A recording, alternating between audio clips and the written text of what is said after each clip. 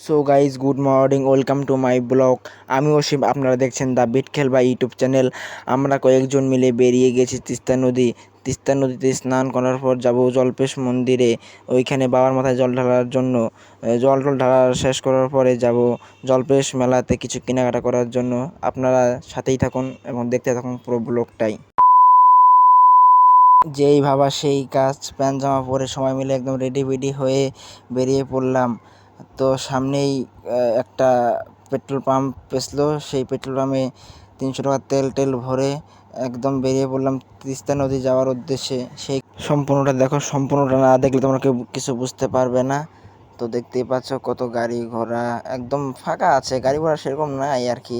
যারা যারা এই চ্যানেলে নতুন সবাই প্লিজ ছোটো ভাই মনে করে সাবস্ক্রাইব করে দিবে এবং ভিডিওটা লাইক দিবে। অনেকক্ষণ জার্নি করার পরে চলে আসলাম তিস্তা নদী। দেখতেই পাচ্ছ তিস্তা নদী, এটা ব্রিজ, কত সুন্দর ভিউ, তাই না? তোমরা কে কোথা থেকে দেখেছো প্লিজ সবাই জানাবে কিন্তু। তিস্তার পাশে কার কার বাড়ি সবাই কমেন্টে হাই লিখে যাবে।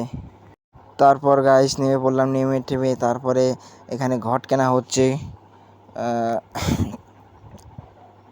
নদীর জল তোলার জন্য।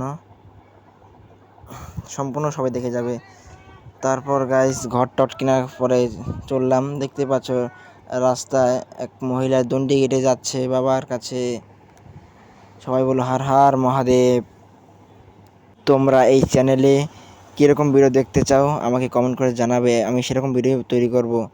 তো গাইস স্নান টান করার পরে গঙ্গাতে পুজো দিয়ে তারপরে চললাম জলপেশে যাওয়ার উদ্দেশ্যে। দেখতে পাচ্ছ কত ভিড়, এটা তিস্তার ভিড় আর কি। তিস্তায় এখনও যাচ্ছি জলপেশে।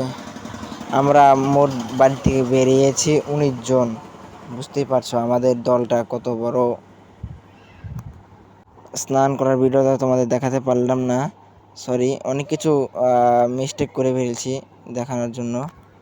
আর হ্যাঁ, তিস্তায় সেরকম একটা ভিড় নাই, ভিড় আছে, মোটামুটি ভিড় আছে, হয়তোবা সামনে সোমবার ভিড় হয়েছিল। তারপরে অনেকক্ষণ জার্নি করার পরে চলে আসলাম গাইস ফাইনালি জল্পেশ মন্দিরে। দেখতেই পাচ্ছ লাইন ধরে যেতে হচ্ছে, ফাঁকা, একদম ফাঁকা। আগের বার আসছিলাম অনেক ভিড় ছিল লাইনে, এবার কোনো ভিড়ই নাই। তো কে কে কোন সোমবার এসেছিলে জানাবে, সম্পূর্ণ দেখো। তারপরে গাইস প্রায় চলেই আসছি, সম্পূর্ণ দেখো, দেখলেই বুঝতে পারবে।